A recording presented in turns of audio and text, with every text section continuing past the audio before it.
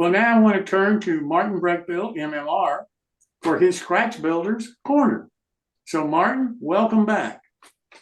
Thanks, Jim. Hopefully, anybody will remember what we were doing last week and will be able to remind me where I was. It's been a long week already. Okay. This looks plausible. Possible, too. Come on. Well, there we are. Well, there's what we were doing last week. We got the walls assembled. I remember doing this. Okay, so we're going to do some roofing and ceilings and other stuff. The infamous other stuff. Gosh, it's so liberating. So we put a roof on over the office, which was 3-inch stock strip wood. I don't remember. I think it was 3x7s. Only because, totally arbitrary, only because I had a bundle of 3x7s and I don't have a really good idea what to do with odd numbered size of boards. Of course, 3 days after I run out of them, I'm sure I'll need a 3x7, but I won't have. Got the foundation completed around the entrance with the entrance step. And someday I'm going to have to go back and put a whole nother course of foundation in because I can blame that on Pat. We'll get to that in sometime later this month, perhaps. And a view from the other side. You see I've got all kinds of framing up at around the perimeter at the top. That's just to lock in the roof that we're going to make and put on top of this. Okay, we're going to make the main roof out of some plain, boring 1/32 flat sheet basswood. I buy this in huge bundles, huge being, I don't know how many, 24 or 30 or whatever the number is that Midwest sells them in from various hobby suppliers. If you look on eBay, you can find bundles of the stuff at actually pretty good prices versus buying individual sheets at your hobby shop. And a lot of these people ship it for free. So every now and then when I need 50 or, I need 5 pieces, I'll buy 50 because I'll use it eventually. And it's amazing how much disappears out of my shop. I'm just running out of stuff now. So we're going to take the flat sheet and glue that up to be big enough for the roof. Some 3x16 square stock underneath it for blocking. It's going to hold it in position so it can be a removable roof. And we'll add the rafter tails, and that'll lock the roof into place, but still leave it be removable. I'm just putting on a removable roof. I have no intentions of actually finishing the interior of this particular structure. This is just a teaching moment, I guess. So that's what this roof looks like from the inside, or upside down, or when it's not on the building. And you can see you have the rafter tails, front and back, or back and front. I don't remember which. Well, that's got an F, so that must be the front.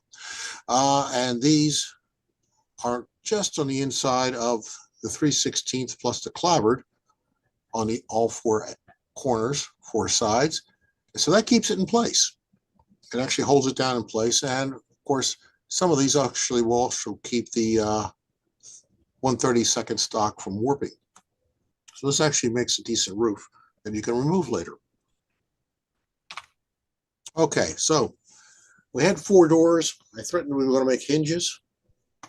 We're going to make hinges after all. I'll follow through on my threat. 3/16 ID brass tubing. And I've forgotten who makes this. It used to be K&S or Structural Shapes or one of the other brass shapes companies. It's hard to find 3/16 ID brass tubing, but there are people on eBay who sell you multiple packs of it at a ridiculously good price, sometimes with free shipping again. So I use a lot of this stuff because that 3/16 ID, sorry, it's 3/64. The ID is also the same size as a 33 thousandths brass wire, or it's actually 32.5. And we're going to use some 15 by 60 thousandths brass flat stock. just to make up some hinges.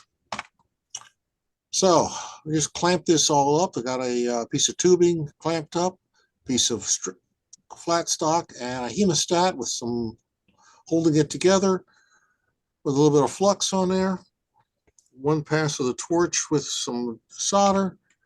Take the hemostat off. We now have a piece of flat stock soldered to a piece of tubing. Okay, the fun part is, of course, liberating this from the rest of the tubing. One Dremel cutoff wheel, nice and slow and easy, a little bit of filing. Maybe you want to clean this out just to make sure there's no solder in it. And now you have a strap hinge ready to use.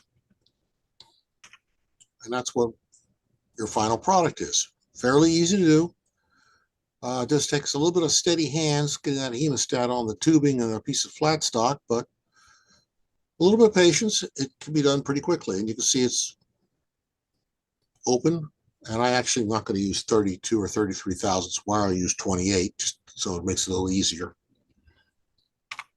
So we only need 8 of them. So that's a few minutes in the shop, or however long it takes. And you have to make sure you do clean up the back end of this a little bit so it's clean and it will turn cleanly. These get glued to the doors. Well, I guess we're going to come back and do that later. And then they get modified, and we'll hang the doors probably next week. And this is, of course, I can't read it because it's on. I've got an extra banner at the top of the page, but that's okay. This is the boring wall. This is the end where the heating plant goes. You have to have a boring wall so you can put stuff on that makes sense on the inside, like a chimney. You have a put a window in the middle of this. You can't put a chimney there. And we're going to stop right there. That's all we're going to do this week. It's a new year. It's about as much momentum as I can get up. We'll catch up with you next week, and we'll show you how to hang those doors, which is also an adventure. Something I learned a long, long, long time ago when my family used to take down barns and reclaim all the lumber and all the ironwork and all the hardware. And I learned a lot about how these hinges actually work and how to make these things. It's a little blacksmith time. I like your hairdo tonight, Martin. It's very, very upscale. Very good. Okay. That's what an app will do for you. Thanks, Martin.